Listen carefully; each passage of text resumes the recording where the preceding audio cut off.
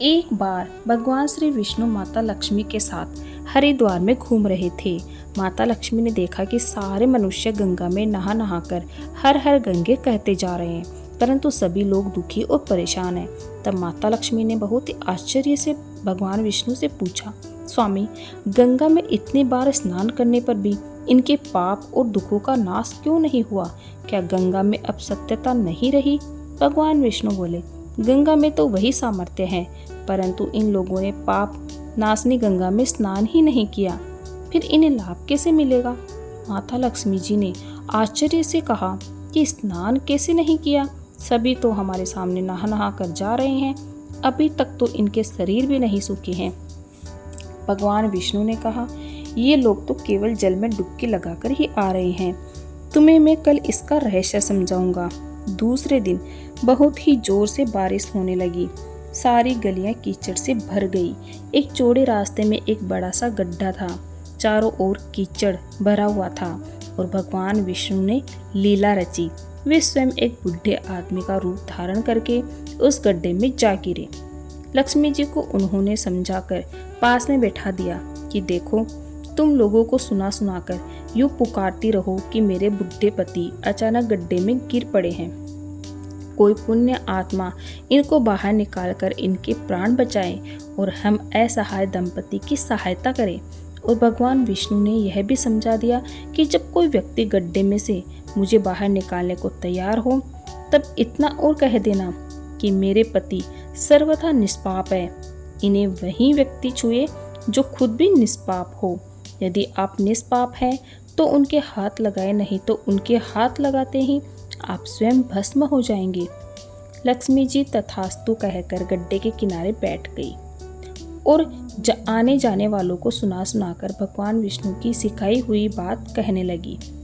गंगा में नहा नहा कर लोगों के झुंड आ रहे थे और सुंदर युवती को यूं ही बैठी देखकर कुछ लोगों के मन में पाप आया और कुछ लोगों को धर्म का भय हुआ और कुछ लोग कानून से डरे और कुछ लोगों ने तो लक्ष्मी जी को यह भी कह दिया कि मरने दे इस बुड्ढे को, क्यों इसके लिए रोती है। और कुछ दयालु और चरित्रवान पुरुषों ने उस युवती के पति को बाहर निकालना चाहा, परंतु लक्ष्मी जी के वचन सुनकर वे भी रुक गए। उन्होंने सोचा कि हम गंगा में नहाकर आए हैं तो क्या हुआ, पापी तो हैं ही, कहीं हम सहायता करते समय भस्म न हो जाएं। उनके पास कई व्यक्ति आए परंतु किसी का साहस नहीं हुआ। सैकड़ों आए और सैकड़ों ने पूछा और चले गए। संध्या का समय हो चला तब भगवान विष्णु ने माता लक्ष्मी से कहा, देखा, आया कोई सच्चे मन से गंगा में नहाने वाला? तब थोड़ी देर बाद एक नौजवान युवक हाथ में एक लोटा लिए हुए हर हर गंगे कहता हुआ आया। लक्ष्मी जी ने उसे भी वही बात कही। उस युवक का हृदय करुणा से भर आया और उसने भगवान विष्णु को बाहर निकालने की तैयारी की।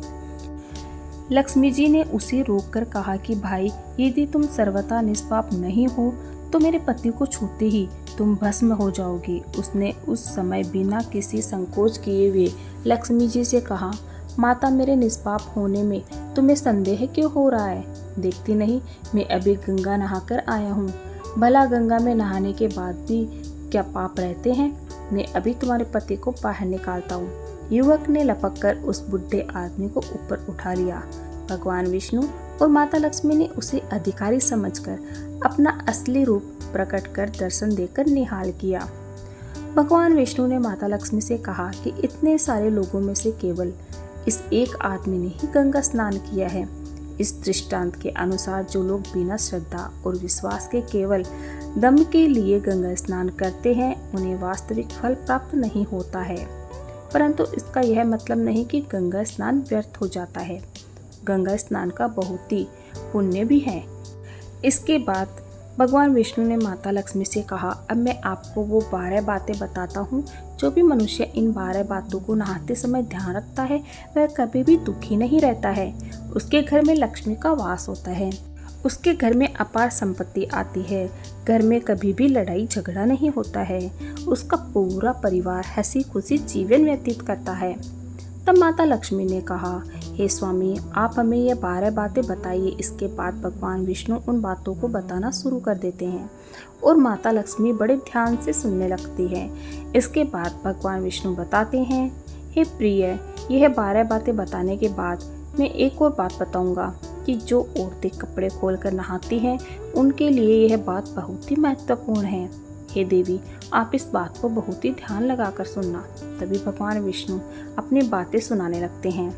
भगवान विष्णु कहते हैं, स्नान करने से शरीर निरोगी रहता है और मन प्रसन्न रहता है।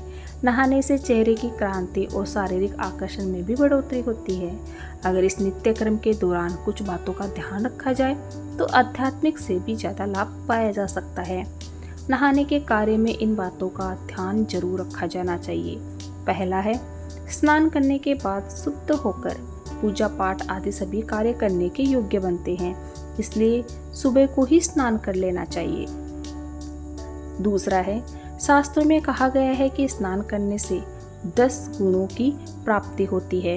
रूप, तेज, बल, पवित्रता, आयु, आरोग्य, निलोकता, सुविचार, निरोग और मेधा। तीसरा है, धन, पुष्टि व आरोग्य और स्वास्थ्य चाहने वालों को हर मौसम में और हर दिन स्नान करना चाहिए। चौथा है, शास्त्रों में कहा गया है कि सुबह स्नान करने से पाप का नाश होता है और पुण्य मिलता है। ऐसा कहा गया है कि सुबह नहाने वालों के पास नकारात्मक शक्तियां नहीं भटकती हैं, इसलिए सुबह स्नान करना ही उचित है। पांचवा है, बीमारी की हालत में सर के नीचे ही स्नान करना चाहिए अथवा गीले कपड़े से शरीर को पोंछ लेना एक तरह का स्नान ही कहा गया है। छठा है, सुबह की लालिमा छाने से पहले ही स्नान करना श्रेष्ठ माना गया है। सातवां है, तेल लगाकर और शरीर को मल कर नदी में नहाना मना है। इसकी जगह नदी से बाहर निकलकर तट पर ही शरीर साफ करके नदी में डुबकी लगाना उचित है। आठवां है, जिन घाटों पर कपड़े धोए जाते हैं वहां का जल अपवित्र माना गया है, इसलिए वहां से कुछ दूर हटकर दूर ही नहाना चाहिए। नौवां है, नदी में 11 या 21 डुबकियां लगाना शुभ बताया गया है।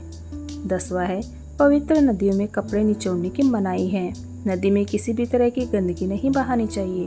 11वां है, नल की तुलना में झरने का पानी, झरने के पानी से ज़्यादा नदी का पानी, नदी के पानी से ज़्यादा किसी तीर्थ का पानी, तीर्थ के जल से कहीं गंगा जल अधिक श्रेष्ठ माना गया है।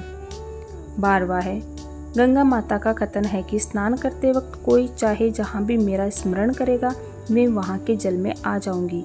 इसके बाद भगवान विष्णु ने कहा, अब मैं आपको औरतों के बारे में बताता हूँ जो औरतें कपड़े खोलकर स्नान करती हैं। हिंदू धर्मशास्त्रों में हर एक चीज के लिए कुछ नियम बनाए गए हैं। इन नियमों में से एक स्नान को लेकर की गई बातें। ऐसा माना जाता है कि आम व्यक्ति को शास्त्रों के नियमों का पालन जरूर करना चाहिए, जिससे उनके घर की सुख समृद्धि बनी रहती है और खुशहाली आती है और साथ में अपार धन बरसता है। माता लक्ष्मी प्रसन्न होती है। दरअसल हमारे शास्त्रों में ऐसी कई बातें लिखी गई है जिनका हम सदियों से पालन करते चले आ रहे हैं, लेकिन इसके कारणों के बारे में हमें अभी भी पूरी जानकारी नहीं है। ऐसे ही नियमों में से एक है निर्वस्त्र स्नान करना। आपने अक्सर घर के बड़ों को ऐसे कहते सुना होगा, कभी भी बिना कपड़ों के यानी कि निर्वस्त्र स्नान नहीं करना चाहिए। अगर हम पौराणिक कथाओं की बात करें तो निर्वस्त्र स्नान के मनाही का एक सबसे बड़ा कारण भगवान श्री कृष्ण के समय से जुड़ा हुआ है। पौराणिक कथाओं के अनुसार एक बार जब गोपियां सरोवर में स्नान कर रही थी और वे निर्वस्त्र थी, उस समय बाल कृष्ण ने गोपियों के सभी वस्त्र छुपा लिए। उस समय जब भगवान श्री कृष्ण ने उनके वस्त्र छुपा लिए तब गोपियों ने अपने वस्त्र वापस लेने की प्रार्थना की। तब भगवान श्री कृष्ण ने उन्हें समझाया कि कहीं भी बिना वस्त्र धारण किए स्नान नहीं करना चाहिए, इससे जल के देवता वरुण का अपमान होता है, इसलिए आपको निर्वस्त्र होकर स्नान करने की मनाही की जाती है। अगर आप नहाते समय यह सोचते हैं कि बंद कमरे में आपको कोई नहीं देख रहा है तो ऐसा गलत है, क्योंकि ईश्वर आपको हर जगह पर दिखते हैं। और यदि आप निर्वस्त्र होकर स्नान कर रहे हैं तो ये मुख्य रूप से जल के देवता वरुण का अपमान करने जैसा होता है। निर्वस्त्र स्नान से आपको पाप लगता है और आर्थिक एवं शारीरिक नुकसान पहुंच सकता है। यदि आप निर्वस्त्र स्नान करते हैं तो आपके शरीर पर नकारात्मक ऊर्जा प्रवेश करती है और आपकी मानसिकता भी नकारात्मक हो सकती है। इसलिए हमेशा आपको यही सलाह दी जाती है कि आप नहाते समय कोई एक कपड़ा जरूर धारण करें, तभी आपके लिए बेहतर होगा। निर्वस्त्र स्नान करने से शरीर की सकारात्मक ऊर्जा शरीर से बाहर निकल सकती है और इसका प्रभाव आपके शरीर के साथ आपके मन और मस्तिष्क पर भी होता है। गरुड़ पुराण के अनुसार जब आप स्नान करते हैं तब आपके पितृ यानी मृत पूर्वज आपके आसपास मौजूद होते हैं। यदि आप निर्वस्त्र स्नान करते हैं तो आपको पितृ दोष लग सकता है। ऐसे में स्नान करने से आपके पितरों को तृप्ति नहीं मिलती है और यह घर में पितृ दोष का बड़ा कारण बन सकता है। निर्वस्त्र स्नान करने से पितृ नाराज होते हैं, जिनसे व्यक्ति का तेज, बल, धन और सुख नष्ट होता है। इसलिए कभी भी निर्वस्त्र होकर स्नान नहीं करना चाहिए। शास्त्रों में ऐसी मान्यता है कि यदि कोई निर्वस्त्र स्नान करता है तो माता लक्ष्मी उससे रूठ सकती है। इससे आपकी कुंडली में धन हानि के योग बन सकते हैं और आपकी आर्थिक स्थिति खराब हो सकती है। इसी कारण से आपको निर्वस्त्र स्नान न करने की सलाह दी जाती है। इसीलिए निर्वस्त्र स्नान करने की मनाही की जाती है। वीडियो अच्छा लगे तो लाइक शेयर सब्सक्राइब जरूर कीजिएगा। Okay, thank you everyone. जय श्री कृष्णा, राधे राधे।